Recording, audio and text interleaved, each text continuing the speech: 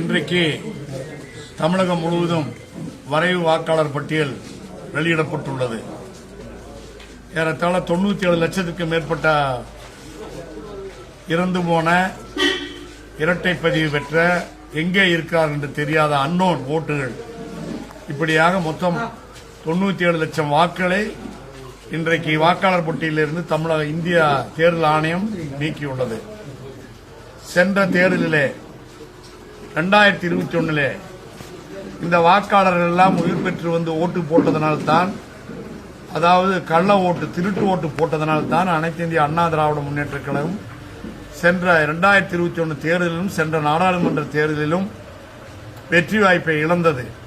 இந்த முறை அதற்கு வாய்ப்பில்லாத வகையிலே தேர்தல் ஆணையம் சரியான அளவிலே செயல்பட்டதனால்தான் இன்றைக்கு ஸ்டாலின் அலறுகிறார். SIR ஆகாது என்கிறார்.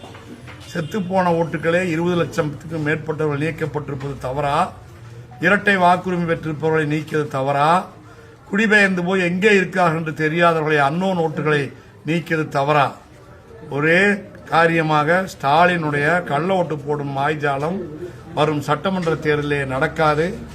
2026 தேர்தலிலே அனைத்து இந்திய அண்ணா திராவிட முன்னேற்ற கழகம் ஏராளமான ஓட்டு வித்தியாசத்திலே அமோக வெற்றி பெற்று 210க்கும் மேற்பட்ட தொகுதிகளே அனைத்து இந்திய அண்ணா திராவிட முன்னேற்ற கழகத்தினுடைய கூட்டணியும் பாரதிய ஜனதா கட்சியும் வெற்றி பெற்று தமிழகத்திலே நல்லாட்சி மலரும், தமிழக மக்களுக்கு நல்ல பணிகள் நடைபெறும்.